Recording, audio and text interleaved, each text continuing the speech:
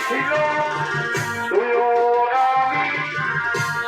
পুরে ঘরে রাজা মশাই দাঁড়িয়ে ছিল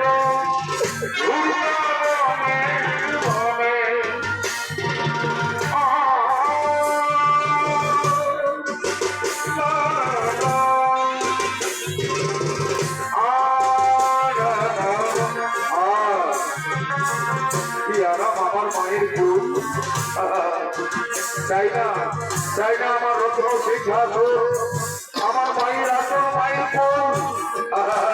কি আরাম মা বাবু আমি তোমায় একটা কথা বলবো মা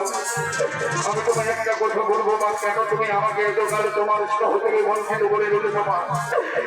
তুমি আমার পাঁচটা ভাইয়ের ভালোবাসা থেকে বঞ্চিত করেছ আজকে তোমায় বলতে হয়ে ওই বুঝছিল আমি যখন তোকে জন্ম নিয়েছিলাম তখন আমি কুমারী ছিলাম